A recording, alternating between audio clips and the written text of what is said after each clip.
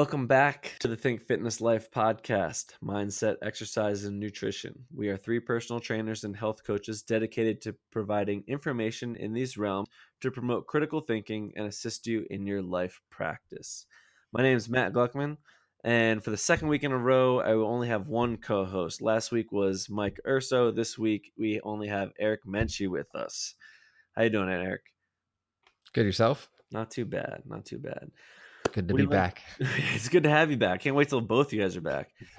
But we like to explore different perspectives on simple topic subjects. We look at the psychology, the science, the behavior, and how it can shape your fitness and your life.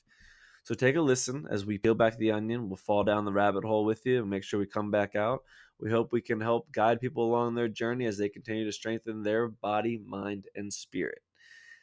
So we're following up from last week. We had an interview with Zach Schlein, and this week we have a special episode where we have an interview with a Todd Sylvester from Salt Lake City, Utah.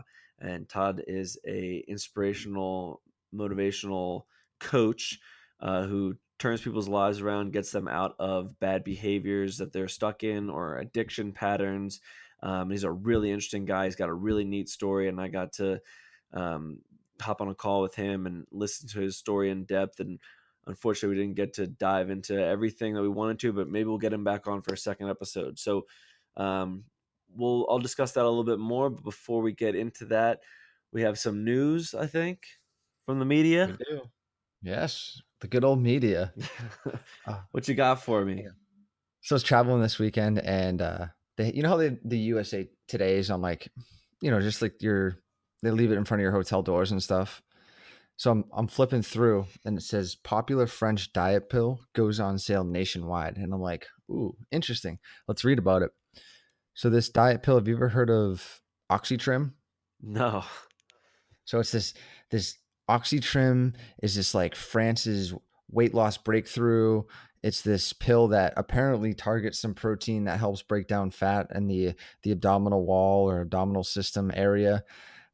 The article is pretty vague about what's actually in it. So I did some digging online, and there's a couple different substances in it. Main thing in it is there's vitamin D, there's turmeric, black pepper, and there's this mangostana extract, which is some kind of fruit that is thought to have some beneficial effects. I think it's in Asia, but it basically the article went on to say how it triggers all this stuff, and the ingredients are like this super secret, like no one's ever come up with this thing before. And I kind of laughed because nowhere in the article actually said what the ingredients were. Yeah. It's a shame that they can hide behind different regulations like that about proprietary blends and different things to basically them saying, well, we want to protect our trade secret. But at the end of the day, it's like, well, does this actually work, or are you hiding it because it's just all baloney and you don't want us to see right through you? Right. Fortunately, it didn't take you much time at all to realize that. You probably looked at the article and just laughed anyway at the newspaper, but As soon as I saw diet pill goes on sale, I was like, oh boy, this is going to be good. yeah, I know, but it's a shame because like you think of your everyday average Joe, you might just pick it up and read that and be like, oh, great, cool, let's get this, let's order it. And when you were trying to do the research, you're reluctant to be able to even find conclusive evidence one way or the other. Yeah, I mean, it was, it's one of those things that, like, and it said you didn't need a prescription, so it's like they're really trying to push this. I don't know. And the thing is, they put this in the newspaper so people read it, and I know they're trying to target, consumers and buyers, but people really have to beware of what they're reading and not just like pick something up and just put it in their mouth because it's going to have this effect on your body. Yeah. And it said said it has no stimulants, nothing like that. It won't drive your heart rate up. Referring to, like, you remember the hydroxycut years ago Yep. with the ephedra in it that they got? It was banned big time because people were having Like negative heart side issues, effects. right? Yeah, it was literally like caffeine and ephedra just driving their heart rates through the roof. So, like I And said, always no easy way around it. You want a diet pill, eat healthy and exercise. There's a pill for you. It might be hard to swallow, but like, hey, that's what it's got to be. There's no easy way around it. yeah, people want to overcomplicate things in every field, but more so specifically in the health field. Um, you know, it doesn't have to be, not everything has to be super complicated and in depth the way it is, and um, when it is, it should be conclusive, right? It should be like, we studied this gene, we found that this changes this gene for this effect, boom. And then you just ask yourself, all right, well, if I'm changing this gene, am I going to have side effects, right? But I think one thing that is important to remember in this field is that when people are really trying to overcomplicate things or oversimplify things or oversell things, they're not in the field for the right reasons. This is the health field. This is always been about, you have to put someone else's health priorities and their not their longevity, but their, Yeah, I would say longevity. yeah, I guess there's a specific word I'm looking for, like their well-being. You got to put their Okay, yeah. well-being ahead of your own. And I feel like too many people get into this field because they're like, oh, la, da, da, da, da, I'm on this earth. I got to make money. I got to find a business to get into. Well, why don't I get into the healthcare field? And they come into it for the wrong reasons. They come into it as a business major or a finance guy or a marketer, and they don't really see it about. They see it more as numbers and about turning a profit and having like a percentage of people that won't be helped by the product and all this stuff, right? All stuff gets calculated into it. They don't really care about the weight loss. Like, it's so evident in even what their organization is about. If they were truly caring about weight loss, why would they just be developing um, like a shortcut pill and not being completely open about all the side effects and all the studies that they did around it and all the chemicals that go into it, right? If they were proud of this thing and they knew that it was actually helping people in a really neat way, in a very simplified way, then they'd be proud of it, and it would be that much more evident. So in my opinion, it's like, when I try to dig further and I spending time digging further and just not finding evidence to support either side, then it's still back to the drawing board for me. I'm not ready to pull the trigger on it. But I think sometimes it's easy to tell, even when I'm looking into some of these companies, is like, oh, well, clearly this company's just trying to turn a buck. They don't care about someone's health or well-being. So I Right. immediately get shut off. And you take, and I'm not saying any of these compounds are bad in this oxytrim.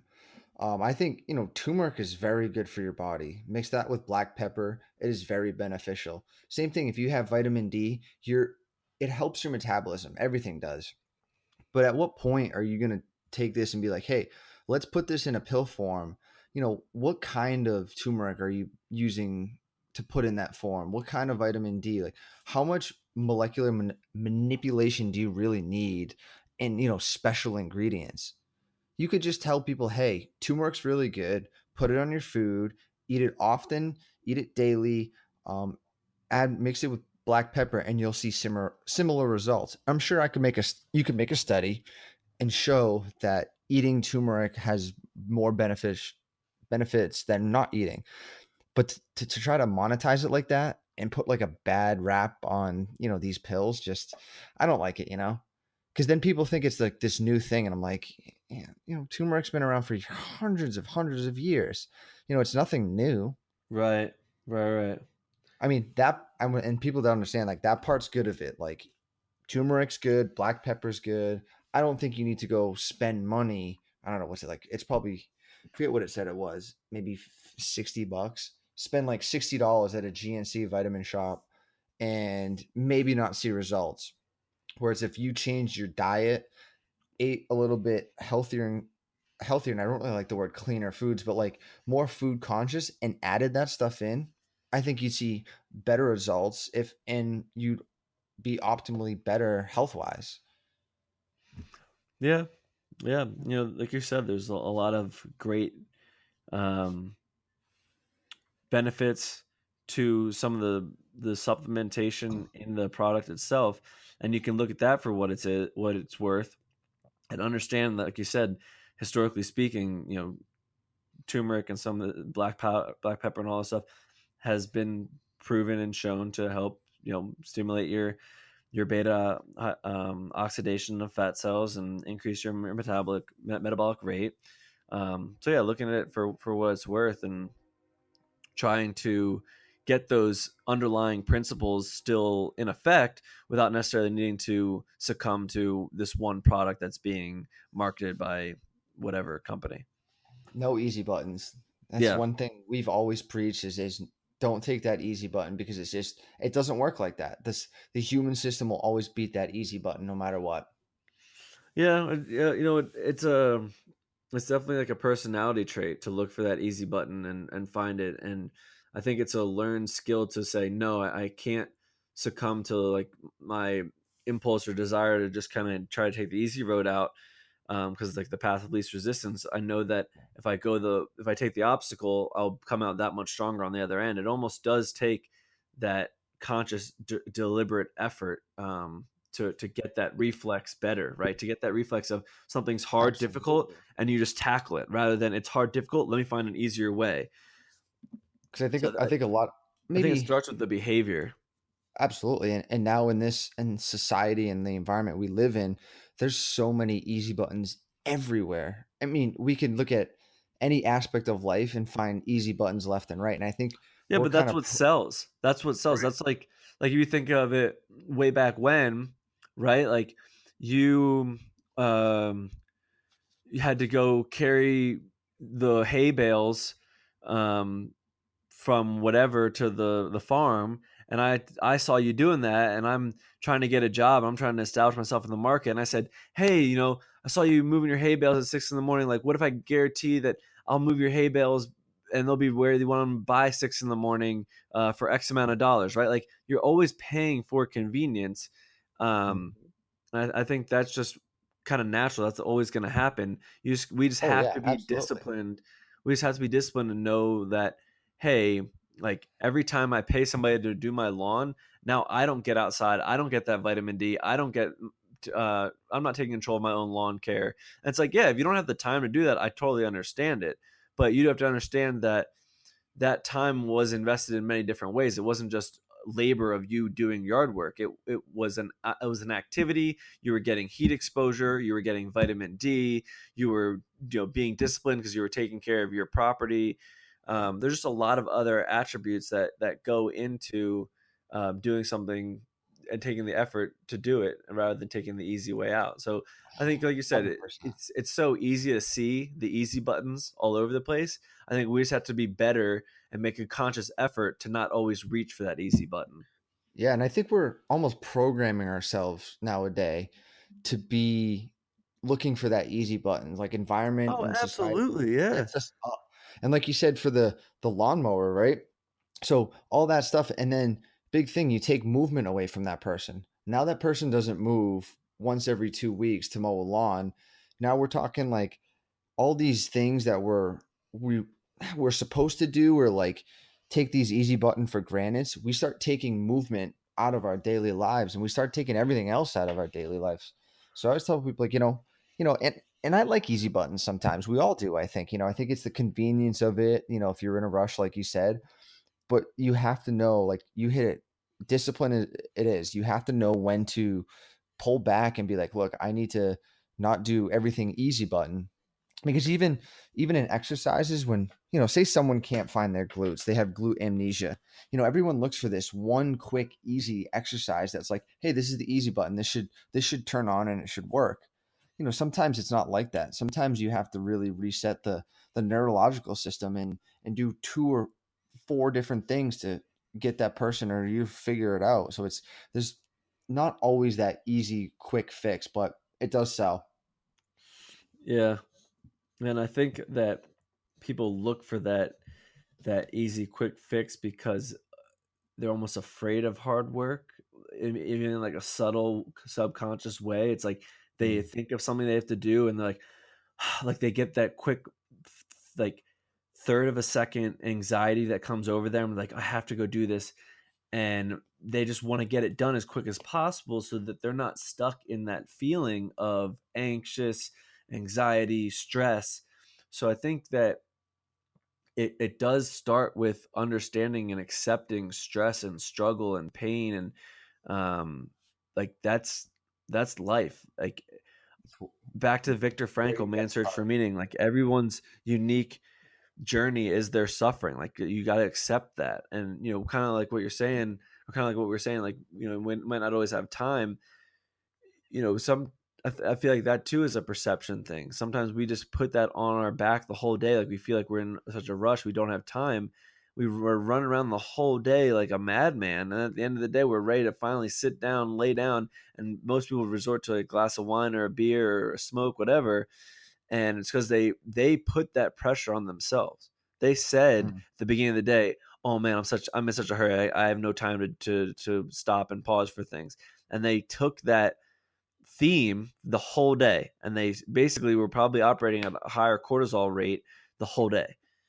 Um, And that changes your whole neurological, actually your neurological system and your like your adrenal system. It's going to have a huge effect. Like stress is how to manage it because it's never going to go away. mhm. Everyone's got stress in their life, whether it's you know from weightlifting or mental work or school work or whatever. Because stress is good. We need stress to develop and grow. But it's how well you manage that and what side of stress management you stay on. Yeah, absolutely. It's about accepting the good and the bad and knowing good and bad stress, having tools to identify, having tools to um, redirect your stress, your negative stress in a bad way, and manipulating the good stress to benefit you. And I think that's kind of the name of the game when it comes to creating a fitness lifestyle for yourself. We But got to do this an is episode on stress, like what's good, what's bad, what, because I think people have a big misunderstanding of what stress actually is. Like it gets a bad connotation. We'll have to look into doing yeah, one, I I think. think it definitely has a negative connotation, and um, I think when people use the word like exposure or what's another word they use, but they try to use like another word around stressing the system, like exposing the system. Um, but yeah, like we are talking about hormesis. Hormesis is the idea of little bouts of stress in a way that helps strengthen and improve the system to turn the mechanisms on in the body um, that need to operate to help manage stress and to help And we fight we gotta infection. Yeah. Oh yeah. we Gotta have to. have it. Gotta have it.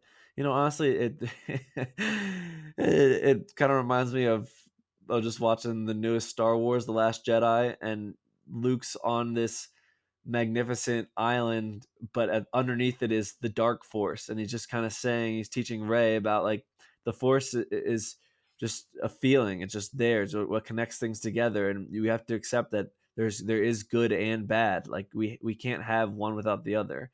So it's just I don't know. The balance. You have to be able to Just reminds balance me it. of it. Yeah, yeah, absolutely.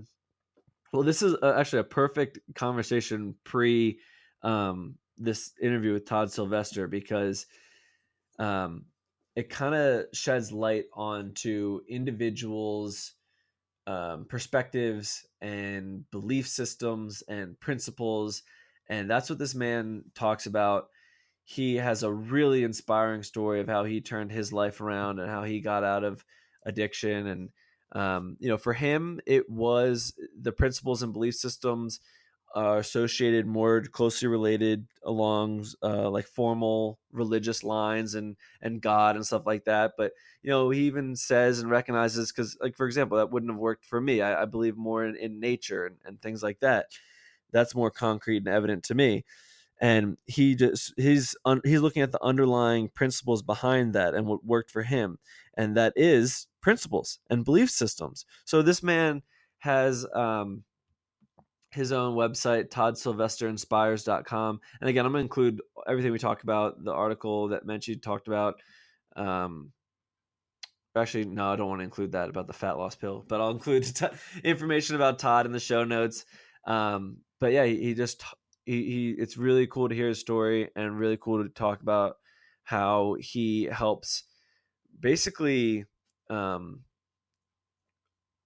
take someone's behaviors and pick them apart and reestablish them in a way that has them have healthier belief systems, healthier principles in life, and discipline.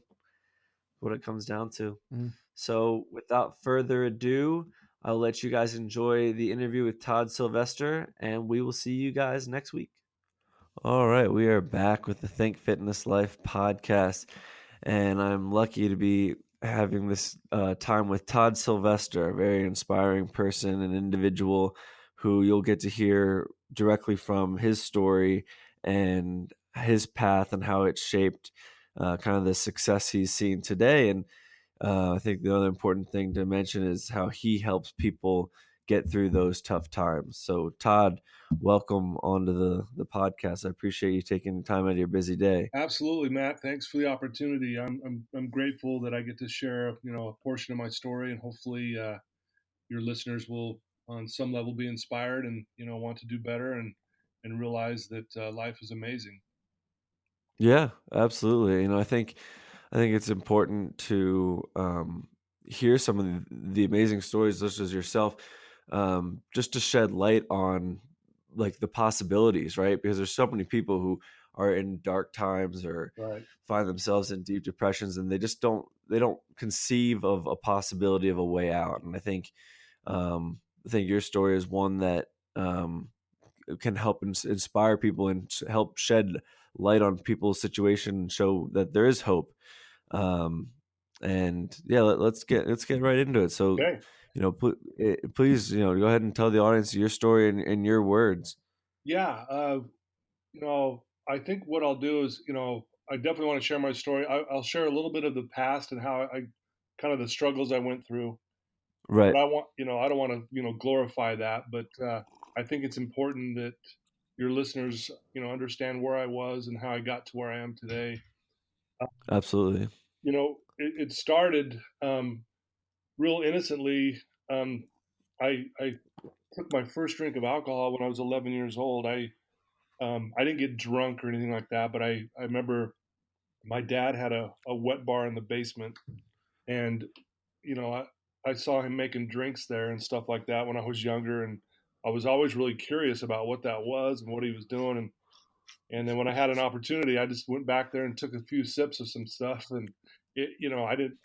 It actually didn't really like the taste of it, but it was kind of a rush being this little kid, and I felt like Sneaking yeah, around, doing something bad. yeah. Yeah. But and it was totally innocent, no big deal, but it kind of got my curiosity going at a very young age. A few years later, that's when things started to change a little bit. I think your listeners need to know I was really growing up. My family, my mom and dad, I knew they loved me. They told me that all the time. I grew up in a really good, loving home, but Yeah. we didn't talk about the big things in life. We didn't talk about the dangers of drugs and sex and all that kind of stuff. I kind of learned that just being around my friends and kind of Right. thing. And sports was a big part of my life. I played all sports growing up. I played basketball, baseball, football, soccer, and I loved it. I loved it, and that was kind of my religion growing up, was just sports. And my Yeah. dad really pushed that on me, and I'm grateful for my dad. He taught me something when I was really young that we couldn't say the word can't. And honestly, Oh, I love that like really, already. if I said that, I mean, I'd get in trouble. Like it was literally, you're going to get grounded if you say that again, kind of thing. And so my dad taught me a very powerful lesson on don't ever say that you can't do anything. And to this day, that simple little lesson he taught me truly has helped me in so many areas of my life. But we'll get to that a little bit later. But so I played every sport growing up, but in eighth grade is when I learned that I had this all or nothing mentality, and I decided to quit most every sport and just focus on basketball. Basketball was the one I loved the most. That was your Yeah, favorite? Okay. totally my favorite. And I was a short, skinny kid. I wasn't very athletic, and I knew I was going to have to really work hard if I was going to keep up and make the team in high school and so on. And when you're a young kid, you have these dreams of playing college basketball and pro, and so I had these dreams and aspirations of doing all that. And so I started practicing in eighth grade, 2 hours every day, and I was obsessed with it. Nice. Like Kobe Yeah, Bryant. well, yeah, yeah. It maybe ended up in different outcomes, but still, you had the I had the drive. drive. I didn't have Kobe's body. Yeah. So yeah, but had the drive. I loved it, and I just started practicing 2 hours every day. My dad poured a basketball court on the side of our house, and I was out there all the time and drove the neighbors nuts because the ball was bouncing 24/7. But and so anyway, I tried out for the freshman team at Brighton High School, and I made it, and which was great. But at the same time, it was a little frustrating because there was 18 kids on the team, and I didn't get to play very much, and it was Right. frustrating, but it just fueled my passion and desire to to continue to practice more, and that's what I did. Right. And at the end of our freshman year, end of my freshman year, in the month of May, I got invited to go to Bear Lake with a friend of mine and his family for a 4-day weekend, and so went up there. And as we pulled into the campsite up there in Bear Lake, uh, everyone got out of the car, and my friend held me back in the back seat. He said, "Hold on a minute." And I'm like, "What's going on?" He's like, "Just wait a minute. Let's let everyone get out for a second." So everyone gets out and starts walking away and checking out the campsite. And my friend grabs his backpack and he pulls out a sandwich bag, a quarter ounce of weed. And I had never seen it before. I didn't know what it was, and I'm like, "What is this?" And he's like, "It's marijuana." And he goes, "Dude, you're gonna love this. We're gonna smoke this whole bag." And I'm like, "Okay." And I didn't even hesitate. I'm like, "Sure." I mean, I didn't know what I was even getting into. So we Right. started. Right. But you're like eighth or ninth grade at Yeah, this ninth point. grade. Yep. So ninth grade, and we did. We smoked this entire bag, and I fell in love with it. I really did. I was like, and that all or nothing mentality kicks in, and I said, "You know what? I'm gonna smoke this every day of my life." I mean, Every day. like, Yeah. little did I Right. know the destructive path this was going to lead me down. But so started doing that, and a week later, another one of my friends, his family went out of town for the weekend, and they asked me if I'd ask one of my family members to get us some beer for a party. And so I did. I asked, and we got 10 cases of beer. I know. Wow. Um, had never drank before, other than a few little sips behind the old mini bar. Um, and so I got drunk for the first time, and I drank so much the first time I passed out, blacked out, and woke up the next day with all my friends going, "Man, you were so crazy last night. You were doing this. You were talking to these girls. You were, doing all these things." And as they're saying this to me, it was like feeding my ego, and I'm like going, "Wow, my friends think I'm like this crazy partier," and it just just fed my ego, and I thought, you know what, I'm going to do this every weekend. This is incredible. It kind of snowballed into some bad habits. Absolutely. Yeah. So it So sounds from like. that point, I'm starting to smoke pot every day, and I'm drinking on the weekends. And but I'm still practicing basketball. Between my freshman and sophomore year, I grew 8 inches.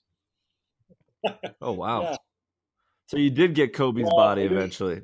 I was so skinny, man. I would eat so much food, and I was growing so fast I couldn't keep weight on. I was again really, really. Could you could you dunk No, in I 10th couldn't grade? dunk until my senior year. And Okay. that's another funny story. I broke my arm the first time I dunked, but we'll maybe get to that in a minute. um, Yeah, yeah. so, um, I'm still practicing basketball too. Sometimes 3 hours a day at this point. I ended up making the sophomore team and led the team in every category. We took first in state. My junior year, I led the team in every category again, and we took second in state. And then my And and all this going yeah, on while you're drinking and smoking yeah, during the week still and part. stuff. Senior year, Yeah. I was voted team captain with 2 other guys, and we took first in state again.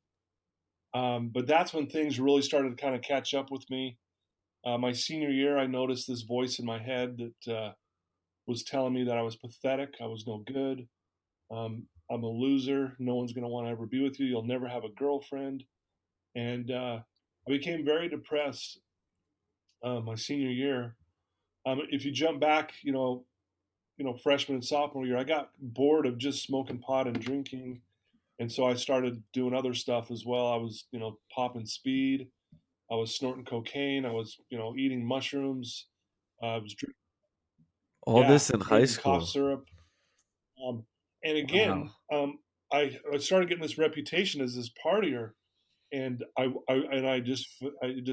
fed off of it. It just felt good. You just People rolled were with it, accepting right? me. People thought I was cool. When my parents would go out of town, I would throw a party at my house, and And especially if you're being so successful in like the sport that you love that you're practicing for, you probably just felt like on top of the oh world, like a little bit of yeah, I thought I was, invincible. the shit, man. I I really did, and like I said, it wasn't until my senior year when things really started to catch up with me, and I was really having a rough time my senior year, but I didn't put it together with all the partying. I just thought, what's wrong with me? Right. And my coaches and my Right. parents and my friends were all going, "What's going on, dude? You're not doing the you're not doing the things that we you're not playing like we know you can." And I'm like, I don't know what's going on. And I would play a couple good games, and then I'd play a couple really bad games, and it was just it was a rough year my senior year, and I started having suicidal thoughts. Want you hear of other kids who have already taken their life, and then that kind of gets planted in your head a little bit. And when you're down and depressed, you're like, I don't want to feel this anymore. And so I kind of had some of those Yeah. thoughts. And anyway, we took state, like I said, my senior year. The state final game, I played the best game of the entire season. I played amazing that game. Um, the there was a time, and probably only I remember this because it really just affected me. But the crowd at one time was chanting. My nickname in high school was Sly Dog, and the crowd was just chanting Sly Dog, Sly Dog in the state final game. And I just thought, man, this is amazing. Uh, Right. yeah, we Right. take Just on state, top of the and world. I thought, wow, I'm gonna party like I've never partied before now because this is amazing. A week later, I got offered a full ride scholarship, and I was like, wow, that was one of my goals. I got it, and I thought, well, I've got this in my hand now. There's about two months left of my senior year. I'm gonna party like crazy now. I'm gonna go hard, and that's what I did. I just started, being crazy. It's my senior year, and to give one example of this, and again, not to glorify this on any stretch, but to give your listeners an idea of how bad things got.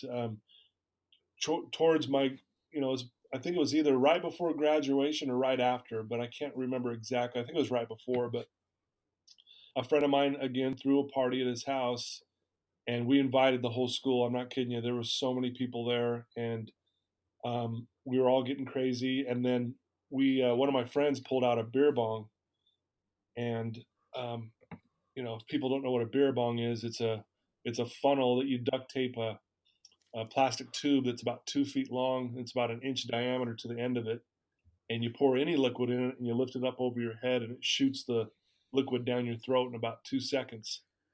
And we got in this big circle at this party, and everyone's going to kind of see how many beers they can do. Everyone's going to try to one up everybody. You're going to do one, Matt. The Right. next person's going to do two, three, four, just being crazy, and everyone's just watching and laughing. And well, I thought when it gets to me, I'm going to blow everyone away. And it gets to me, and I poured a fifth of vodka in there. And my buddy next to me goes, "Don't," Oof. my buddy Drew goes, "Don't do that, man." And I didn't even hesitate because again, I wanted to be the crazy one because it fed my ego.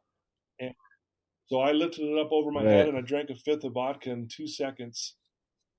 And I had already been drinking that night. I didn't know it then. Like I said, I was a real skinny person. I think I weighed 150, if soaking wet. And, Yeah. my blood alcohol level would have been 0.51, and lethal, I think, is Jeez. 0.42, if I'm not mistaken. I should have died. I woke up that's the last thing I remember, and I woke up the next evening at 6 p.m. in one of the most pathetic scenes you've seen. I was covered in blood head to toe, and I was in my friend's living room holding a toilet seat. I guess I had ripped off the toilet seat. I was puking blood all night. I was puking blood all day. Um, but none of my friends, I mean, all my friends were wasted Oof. too. I mean, I should have gone to the ER. I mean, I'm lucky I didn't die. I should have died. Yeah. And Yeah. guess what my friends were saying? That's the craziest thing we've ever seen, and blah blah blah, and all this stuff. And it again just would. And you just felt rewarded. I did. I felt And you just rewarded. felt I felt rewarded. accepted. I felt like I mattered. But again, this voice in my head that I mentioned was so loud, and I was still struggling. It was just like, you're pathetic, you're no good, you can't do it. You're a loser. You look funny, and still very depressed. Um, so jump ahead. About a month later, I started practicing with that team I got the scholarship with. And about 2 weeks into it, the coach pulls me into his office and sits me down and said, "What's going on?" And right when he said that, I knew I was in trouble, because I wasn't practicing like I normally was, mentally, physically, spiritually. I was a mess.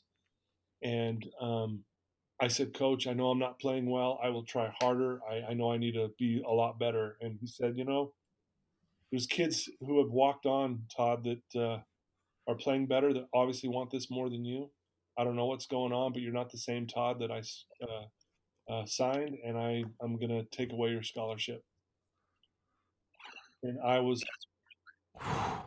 That's I'll world never forget ending. it. I literally got on my knees and begged him, "Please give me another chance." And I'm crying, and I'm like I'm not kidding you. I'm begging this guy. And he just said, "Todd, I'm sorry. Yeah. I don't have time to waste." And I sat there, and I thought, my first thought was, how am I going to tell my dad that I just lost my scholarship? And then the next thought was, how am I going to tell all my friends? Because I had been bragging and telling everyone, "Hey, I got a scholarship," and da da da da da. And it was just horrible. And at that point, Matt, I became this just angry, drunk, and druggy man. Every time I'd get high, I'd punch holes in the wall. I'd throw chairs through windows. Yeah. Right.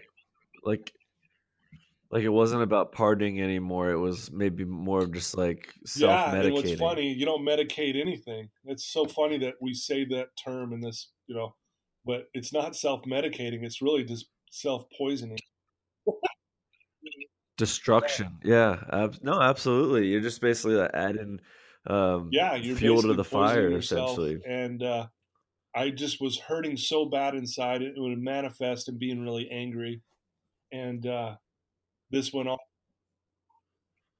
And you would say that kind of all these, just kind of cycling back real quick, um, that kind of all these negative thoughts and these feelings started around Yeah, I mean, 11th, I had 12th that grade. Is voice that in my right? head. We all have it. I mean, it's that voice that tells us we can't do it. That doubt, that But little I bit of doubt. really Yeah. started noticing it, like my junior, senior year, and it was just like this loud voice in my head just telling me how horrible I am. And it was first person. It was always like, "I'm no good. I can't do it. I suck. I'm pathetic.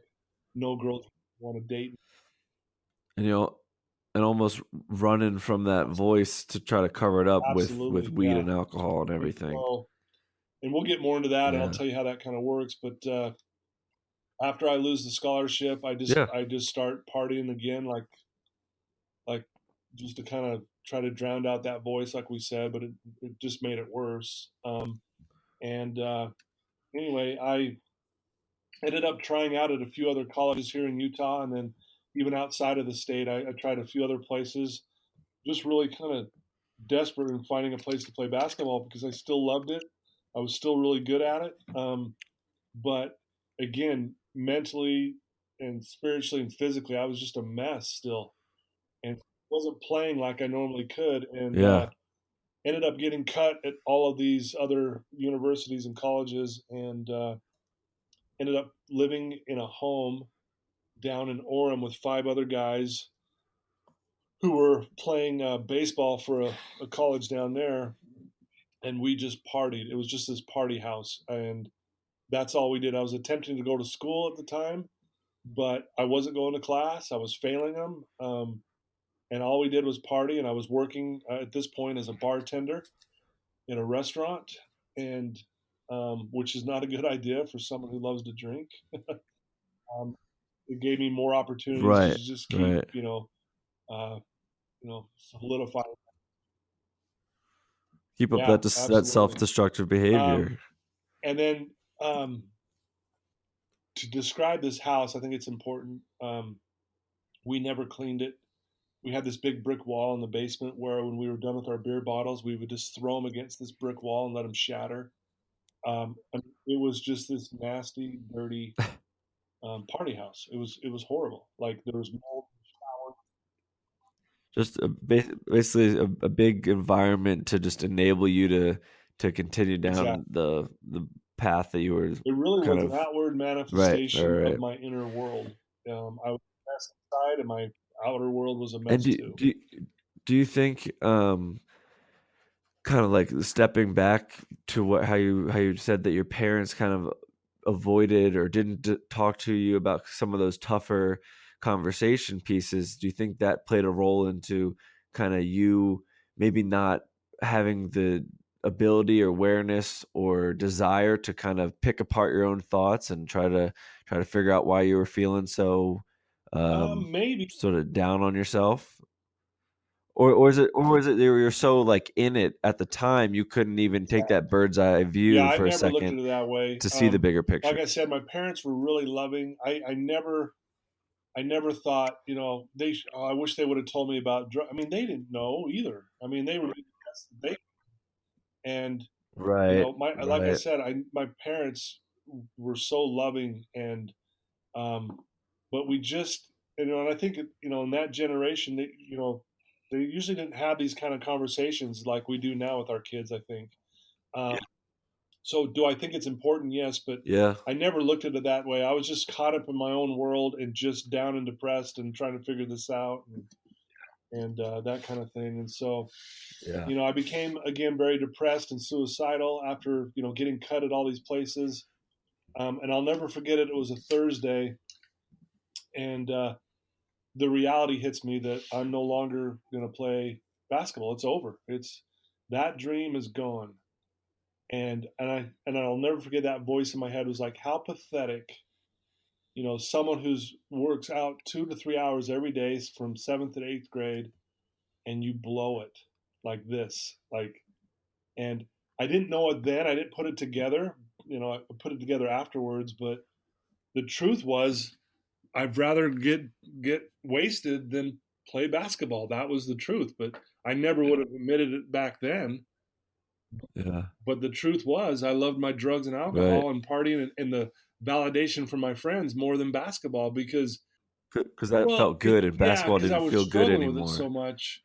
But the truth was, um, I would rather just get wasted, and that's a harsh reality. I work with a lot of clients now, who are, partying, getting drunk, getting wasted, getting arrested, and all this stuff, and they have kids, and the truth is, they love their drugs more than their kids, and and that's a tough thing to tell a client, but it's just the Yeah, truth, you know. right.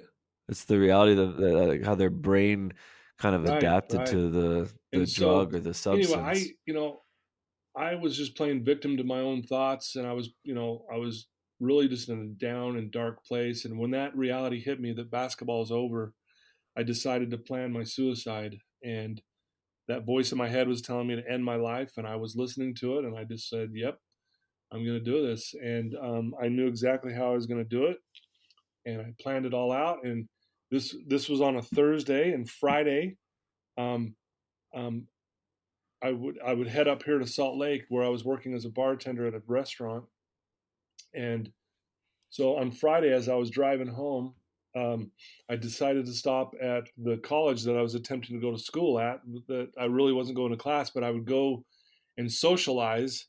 Um, um, and it was at Utah Valley Community College. back then. And for whatever reason, instead of heading straight home and ending my life, I decided I was going to stop there, because it had to have been around noon, because uh, I was gonna hang out in the lunchroom where we would sit at this big round table with all my friends, and we would just sit and socialize and check out women and do the things that guys do.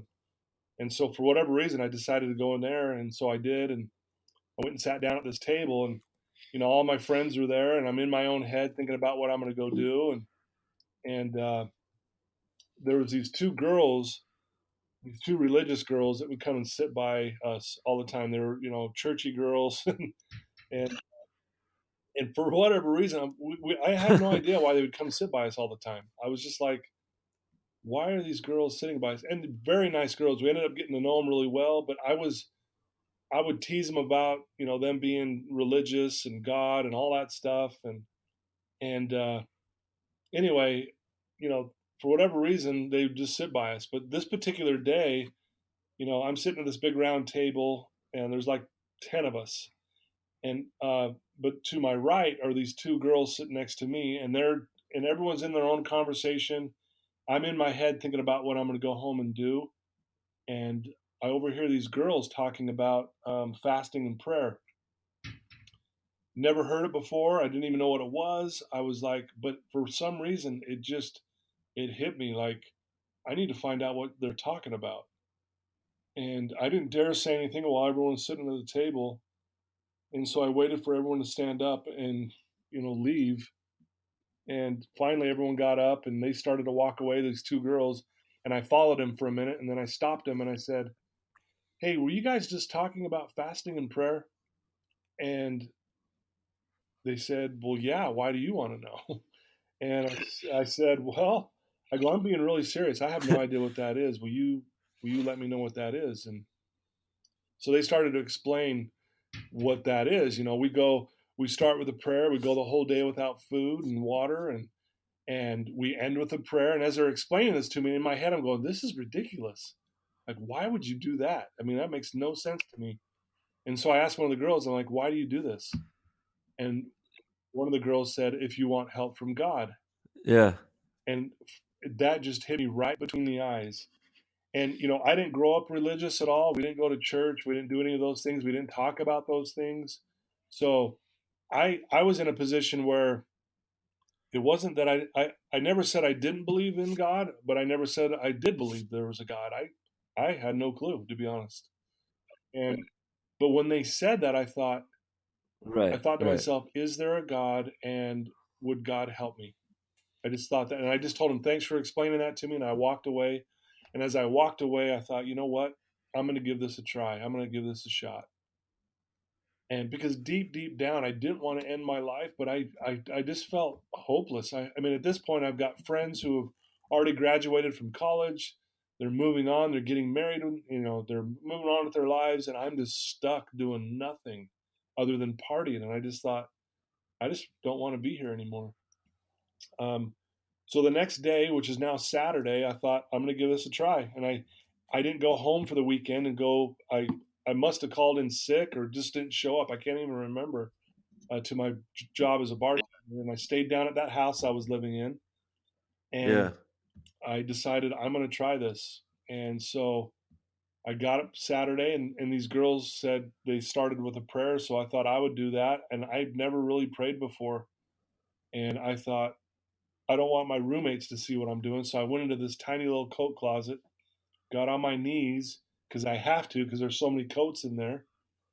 And it was weird. Yeah, it's ironic. And all I said, "God, if you're there, I need help."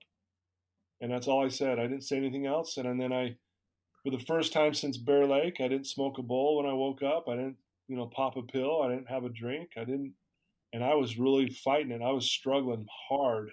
My roommates were like, "What is your problem?" I'm like, "Nothing." I didn't want to tell them what I was doing. And I think I made it to like noon. um, and I'm like, "I can't do this anymore." And so, but the girls said, "End with a prayer." So I thought, I'm going to do what those girls said. I'm going to try it.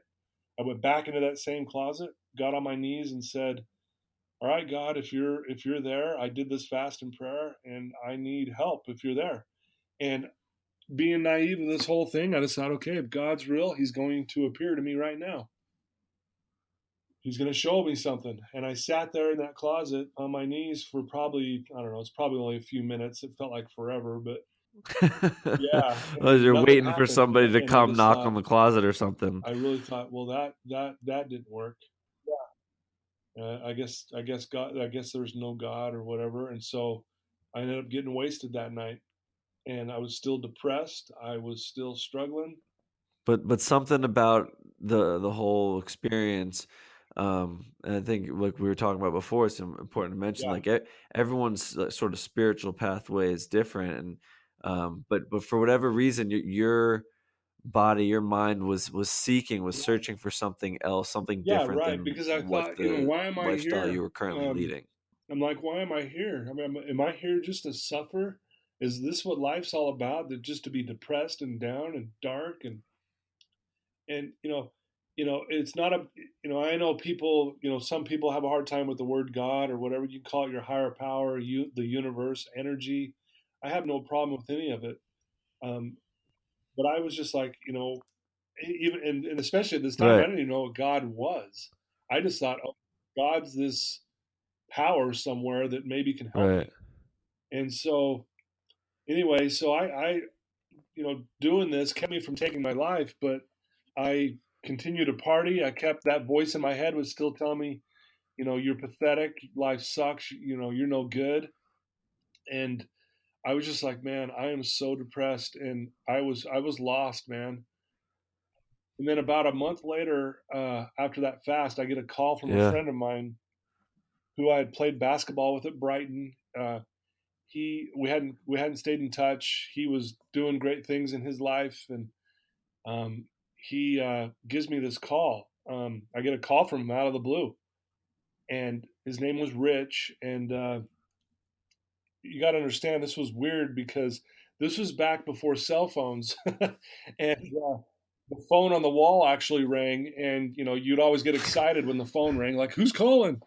And to this Like day, I don't who's even know how he calling me? tracked me Yeah, down. right, I right. really don't. And he calls me and said, "Hey Todd, this is Rich," and he's asked me where I'm at. I've said, "Well, I'm living here," and he's like, "Hey, you're really close to where I'm at. Why don't you come? I'd love you to come over and let's catch up." And I'm like, "Okay, yeah, I'd love to catch up with you." And so I head over to his apartment. He opens the door when I get there. He's got this real serious look on his face. I'm like, "Oh, wow, is everything okay?" And he's like, "No, everything's fine." And so we sit down, and he starts saying all these good things about me. I'm not. It's the weirdest thing. Like he just starts going into, "Hey, Todd, you're such a good person, and you're going to help so many people in your life, and you're going to help kids." And I'm like, "What is he talking about?" And in my head, I'm going, "Dude, this guy is clueless. He does, Like yeah, he hasn't he doesn't seen know what I've anything been I've doing the been last doing the several past couple years. I months. mean, Yeah. I'm just playing this scenario in my head, going, "What is going on?" And Right, right. finally, I started getting really uncomfortable with it. And I stopped him. I said, "Hey, I don't know why you're saying all this, but I would appreciate it if you'd stop because right now my life's a mess, and you're saying all these things, and I have no clue what that is or why you even saying that." And he sat there Right. and he goes, "Todd, I didn't go to work today because I have to share a message with you." And I'm like, What's going on?" And he's like, and I could tell he's nervous. He's taking a deep breath, and I'm just like, "What's up?" And we sit there in this awkward silence for a minute, and he finally just kind of looks me in the eye and he goes, "God came to me last night and says we need you on our side today." And I'm like, "What?" And when he said this, Matt, I wouldn't have believed it had I not been there myself. It hit me again right between the eyes, and I felt this feeling of this connection with what I would call right now God's love. It was just like this. It was head to toe, and to be honest, as good as it felt, it's really scared me. I had never felt this. I was just like, "This is unbelievable," and I end up telling Rich, I go, "You know what? I fasted for help about a month ago," and he points right in my face and says, "This is your help," and I was just, whoa, and we just sat there and just kind of blown away, and I didn't know what to say, and he didn't know what to say. And I'm like, did this just happen? And I go, did I just get an answer to this prayer that I did? And it was just, I was blown away. And I look at him and I'm like, well, now what? Like, what, where do I go from here kind of thing. And he said, you need help. And I, Yeah, great, but my life's give a me more train wreck. answers, So please. Give me more direction. Yeah. what do I do with this? But it did, don't get me wrong, it was an amazing experience. I was just like, wow. I mean, it felt amazing. I felt this just feeling I've never felt before. And anyway, I'm going to jump ahead just a little bit.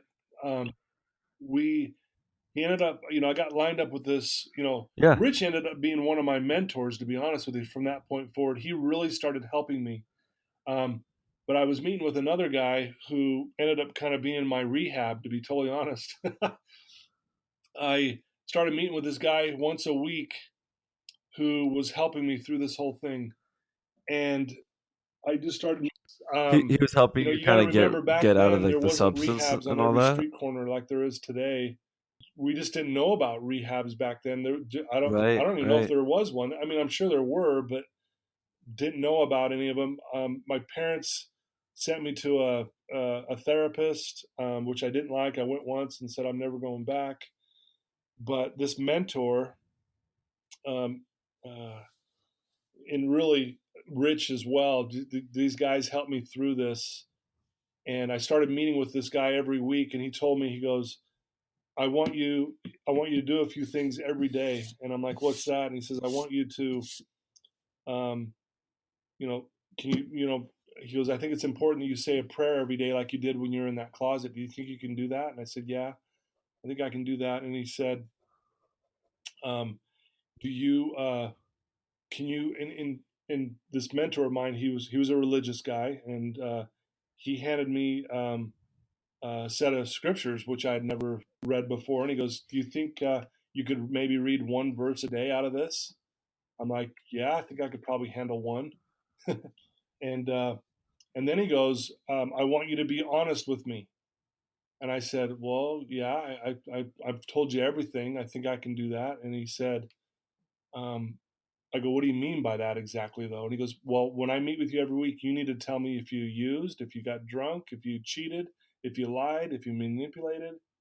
You just tell me. And I said, yeah, I think I can do that. And then he said, I want to meet with you every week for a year. And he Every says, you know week for what? a year. Yeah, he goes, I know that's going to be, that's a commitment, but that's the plan. Anyway, so I started meeting with this guy every week. And at the same time, Rich is helping me. He's, just, and I'm still struggling though, Matt. I'm still drinking every day. I'm getting high. I'm partying. And I'm meeting with this guy every week, and it takes me 8 months before I can look him in the eye and go, okay, I made it 3 days clean this week. But I'm still struggling though. And that voice in my head's going, you're pathetic. You can't Yeah. do this. It's too hard, on and on and on. And I'm just really having a hard time. Well, I, at the same time, I'm still a bartender, which again was not a good idea. um, I'm still drinking there a lot. But Right. about this eight Right. month mark is when I had an experience that changed my life forever. As cool as that experience was with Rich, I was still having a hard time. And as a bartender, I'd get tips from the waiters and waitresses, and and anyone that would sit at the bar, I'd get tips from them as well. And I would get a lot of change, right? And I'd keep this change in the cup holders in my car. And so I had about $40 worth of quarters in my car, and it was on a Saturday, and this is about that 8 month mark where I made it about 3 days clean, but I'm still struggling. I'm driving up this road in Willow Creek, and the street's called Newcastle, and it was a beautiful sunny day on a Saturday. And as I'm driving up this road, out of the corner of my eye, I see this little girl selling lemonade. No big deal. I just keep driving on by, and then I have this impression come over me, and this impression was like, turn around and give her all the money in your car. And I thought, wow, that will be cool.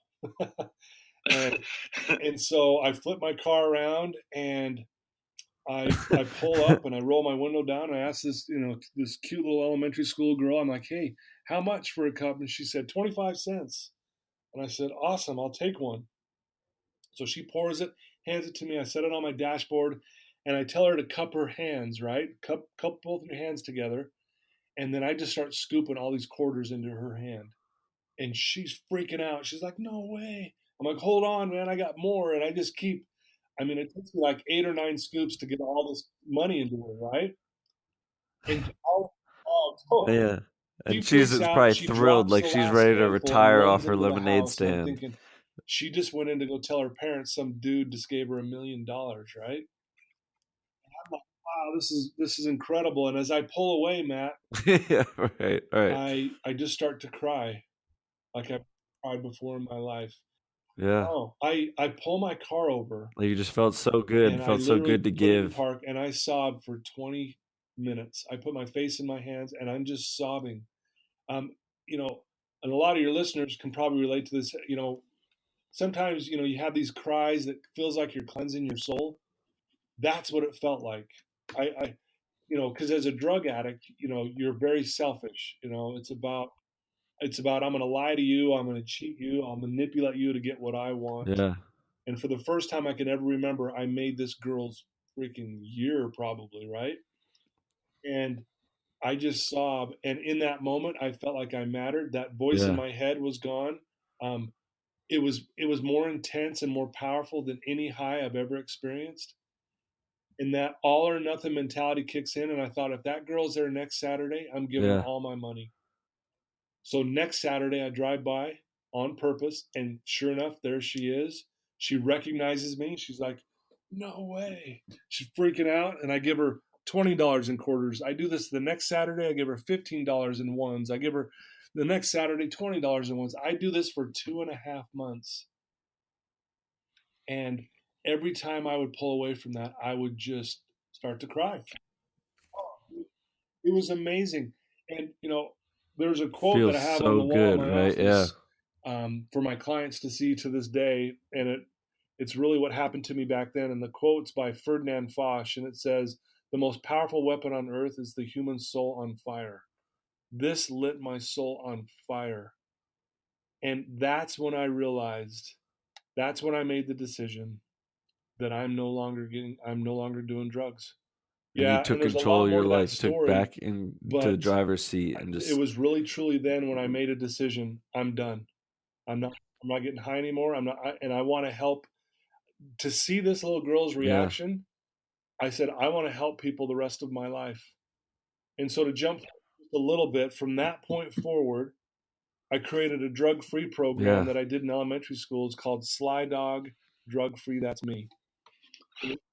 And I had someone create an animated cartoon Nice. Using your character. old I had nickname. a mascot, and I went around to all the elementary schools in the state of Utah, and I started teaching and helping these kids to believe in themselves and to love themselves and to help other people and to stay away from drugs and alcohol. And I ended up talking to over 100,000 kids in the next 4 years. Um, that led to parents coming up to me, hey, will you help my son individually or my daughter individually? I'm like, absolutely. Had no clue what I was doing, but I'm like, sure, let's do it. And that led into my mentoring and life coaching. To this date, I've done over 15,000 individual coaching sessions from that point forward.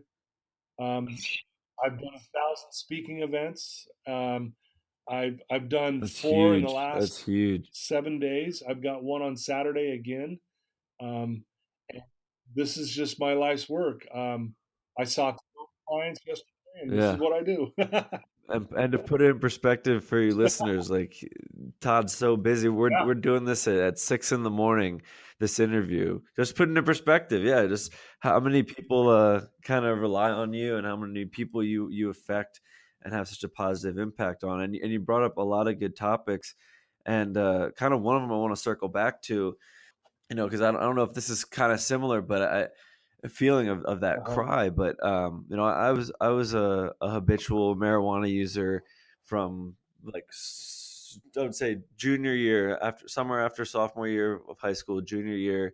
up until it was like sophomore year of college. And there I kind of remember a lot of moments of Right. just like Uh-huh. awestruck crying without like feeling bad, but it was like almost, it was the first times like I actually experienced feeling good without drugs in my system, and it was almost like a cry of hope, like, man, like joy is out there, like love is out there, I just need to go find it, and I need to be able to strengthen my ability at finding that and get out of kind of the Right.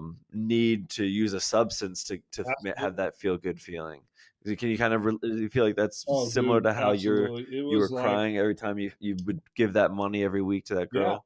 because I was so It just felt so selfish, man. good. Like, yeah, And not only that, yeah, that that's awesome. selfishness turn it's because you just turn inward and you just all you care about is your needs. And for the first time, seeing that girl's face, I was like, this is incredible. Right. I want to do this on a larger scale. And so from that point forward, it propelled me. And then, I've learned some really powerful principles that if we have time, I'd like to share a few of them with your listeners.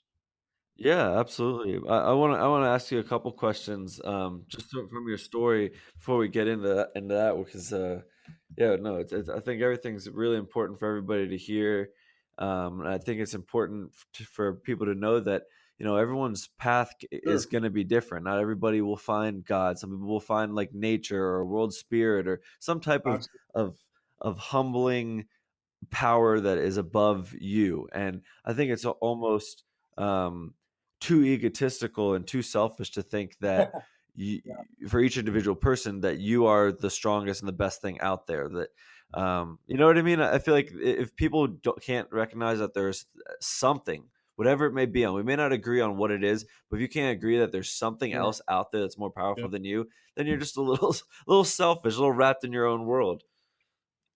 Um, but yeah, I did have one. Oh, yeah, I thought it was interesting, kind of how you're saying getting people to rely on you because I do a lot of the stuff I look at being a personal trainer. I look at like longevity and I look at blue zones and people these that are referred to as centenarians. These people that live to over 100, and they are all they all have similarities in diet in certain ways, but they all are just so involved in their community and that sense of purpose that um, that profound feeling you get when you can effectively change someone else's life in a positive manner Absolutely. is just so rewarding that it helps people live longer, quite frankly. So, but yeah, let's hear some techniques that work for you with some of Okay. your clients. Actually, you know what? Let me ask you like two more questions real quick, and then we'll get into some of those techniques. Looking back, can you explain that feeling of just being in that like negative Yeah. cycle in that Well, yeah, negative that's space and exactly like what it and feels. It's almost just feeling dark. trapped? I think all of us are, if we were to describe who we are, we're light, we're energy, and you can't destroy that, but you can definitely suppress it. And, because of my negative thinking and my negative belief system, I just felt hopeless, meaning I just can't break out of this. Something's wrong with me. Everyone else can be successful and happy, but not me. Right. And Right. that became a very dark time for me. And you get to that point where you feel like you can't get out of it. It's a tough thing. Would you say that the first like shed of light into like possibilities of coming out of that dark like space Yeah. was the time that you met with that friend? Well, definitely, here's your help. When he pointed ge- that kind of was the start of everything. That's when spark right there. It was still, still struggling, but yeah, that's kind of the Okay, that was kind spark. of like But the it spark. really led up to, you know, over the next year. Yeah, I ended up meeting with that mentor for a year and a half. I had a lot of help. Rich, to this day still helps me, and he's amazing. And but yeah, so that was the spark, but it really was the lemonade Nice. stand when I that's when I went, okay. Yeah, that's when God and the universe, whatever you want to call it, that's when it spoke to me. That's when things changed forever. So Sure. yeah, let's go ahead and talk about some of Well, the techniques and the principles that you use to well, help help the people Yeah, well, that you coach? it's just more about the truth of who we really are. Okay. I have a Okay. different Yeah. philosophy. I don't believe alcoholism or addiction, drug addiction is a disease. I think it's a choice, and I know that ruffles a lot of feathers out there. Um, but I don't Yeah. believe that. I don't believe that that's one of the things I teach, because I think it comes down to, I think one of the most powerful uh, gifts that we all have is our ability to make a decision, to choose, the dignity to make that, and so I teach that, and I teach it in a way that to prove how powerful we are, um, because we can make those decisions, and I think that's one that really has empowers me, is knowing that I can make a decision in any situation. Doesn't mean it's easy. Right, right, but it's there, and I love it because that's, like, all I'm about with, my Think Fitness Life, like, it is about Yes, thank you. awareness and So perspective perfect. and just thinking things through and taking responsibility, quite frankly, I think I think yeah, I think that's huge. I think too many people fall into the trap of kind of accepting a label that might be put on them, you know? So somebody might say, "Oh, Yeah. you're an alcoholic, you're an addict," and then people would just fall into that trap and they would live in that stereotype rather than say, "No, I'm going to take responsibility. I'm going to be."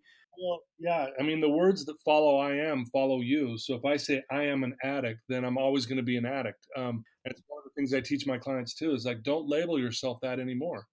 I we're all smart enough to know, if Right, I go back to drugs and alcohol, I'm right back in my addiction. I mean, we all know that. right, It's easy to so. But let's say the truth. I mean, I'll ask my clients, "Did you have a drink today? Did you do drugs?" They're like, "No." I'm like, right. "So who are you right now then?" And they would say, "Well, I'm clean. I'm clean." And I've said, "Well, yeah. So why don't you say I'm clean versus I'm an addict?" I mean, I haven't had a drink in 28 years. I mean, do I need to still call myself an alcoholic? And I Yeah, just don't buy that. Um, I get, if I go back to drinking, I'm in trouble. That's I'm going to go right back to it. That darkness yeah. again. So, um, but there's one thing I really want to. There's so much I could talk about, and I know I don't know how much time we got here, but Yeah, we're running on almost an what hour would be here, but hey, cool is maybe if we you'd could like do to come another back one where for a we just second talk about the episode. I'm principles. sure we'll get some Um, questions and some but emails after you this know, one. um, but I want to share one thing, and maybe kind of end with this: is that Yeah, I've yeah, yeah, in doing this for over 25 years, meeting thousands and thousands of clients, hundreds of thousands at this point, if you count everyone that I've spoken to and with speaking events. I've learned what I call the greatest truth, and I want your listeners to hear this, especially those who are struggling. And it's one of the things I share this with my clients on day one, and it's the greatest truth I've ever discovered. And if your listeners will embrace this today, this very moment, it will change their life right now. And here it is. Here is the greatest truth. There's nothing wrong with you. There's nothing wrong with you. That's it. That's it's that simple, yet it's that effective, and so many people are falling into the trap. Yeah, the principle behind that is belief dictates behavior. That's why I'm always talking about belief systems. Change the belief, you change the behavior. I used to believe I was broken, damaged, and sick and diseased, and that led to all this behavior of drinking, partying, manipulating, stealing, cheating, lying, all this stuff. Change the belief, my behavior changes automatically. Right. And when people say you're an addict, you believe that you are an addict, so you just fall in right back into those behaviors. Yeah. I relapsed for like over, back and forth for almost a year. And I would always blame it on, well, I got a disease, you know, this disease got a hold of me. It's like, no, I chose to go back to the bottle. I chose that. And so, Right. um, Right. but really, truly, the greatest truth is there's nothing wrong with us. And I'll tell you what, it truly, I have this quote on my wall, another quote that my clients, when they sit down, this is what they see the very first time they sit down. And it says, the most delightful surprise in life is to suddenly recognize there's nothing wrong with you. And so I have a different approach, but it's been time tested for 25 years and it works. And I've lived it myself, but I respect anyone's, if they have a different way of doing things and it's been successful for them, I'm the first one to support them and give them a high five and say, "Great job." Right, because Absolutely. in the end, the important thing is just getting people into positive and healthy habits and behaviors.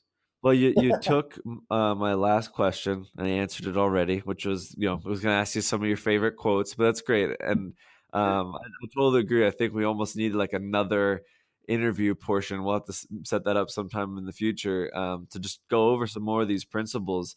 Because I think your backstory is super important for people to hear as well. So I definitely Okay. want that to take precedence. But yeah, just hearing talk. We'll talk more about these principles hopefully another time. Last thing I do want to ask you though, kind of jotting down notes through the whole time Right. listening to your story, because I've never even heard it Sure. in that depth. I'd kind of read about it online and got to hear it through Corey and stuff. Who was your favorite couple basketball players that you looked up to, or maybe role models, I guess? Well, my favorite was Michael Jordan. He played for North Carolina, and so I looked up to him definitely as a basketball player back then. I loved. He's in Salt Lake, right? I hear he plays golf like every week in Salt Lake. Oh, really? I didn't know that. Yeah, he's definitely back in the day. I mean, I had all his posters on my wall. I followed the Chicago Bulls when he made that, and I was obsessed with Michael Jordan. So he was definitely my one. Do you have any role models today that stand out? JC Dugard is my hero, and if people don't know her, she was kidnapped when she Okay. was 11 years old by a sexual predator, and he locked her into a shed for over 18 years and, and viciously raped her the entire time. What's Let this me woman's make name? sure I'm spelling this right. JC Dugard, Jeez. JayceDur. Yeah. I want to look her story up. And I'll include that name in the show notes for Yeah, all you listeners out there. she And I'll has include some of the other the stuff we most talked about, my favorite and quote of also a all link time. to Todd's She says, website. through all this, I mean, she Um, doesn't do drugs, she doesn't drink, she's helping millions and millions of people. She's not playing the victim, and she says, "I choose not to wallow in self pity," and she's my hero. Every time I'm having a tough day or going through something tough, I think of what she would tell me, and it I love really, it. And yeah. what someone like that So has been through, and the there you ability go. for her to come out of that and say that is just, yeah, that's powerful. Absolutely. Well, Todd, thank you so much, for taking your time out of your busy schedule. And this has been great. I learned a lot just kind of going along with this whole story. And for those of you listeners who maybe have questions about everything we talked about, feel free to write us an email, thinkfitnesslife@gmail.com. I'm going to include more information about Todd and some of the stuff we talked about in the show notes. But you can find Todd, his website is Todd Sylvester. That's Awesome. Sylvester. Yeah, Inspire. and So Todd Sylvester Inspires if dot anyone com. wants to reach out to Um, me, have any and questions or yeah, whatever, honestly, I have no problem giving out my cell number. You can text me. It's 801 870 4412. I also do a podcast. I call it a Belief Cast. It's on iTunes. I think people would really dig. If they want more stories of people overcoming addiction and some of my former clients, it's been really powerful. So that's another way to reach out as well. Awesome, Matt. Well, thanks for having me on, man. I really appreciate the opportunity. awesome. Awesome. Yeah, thanks for being here, Todd.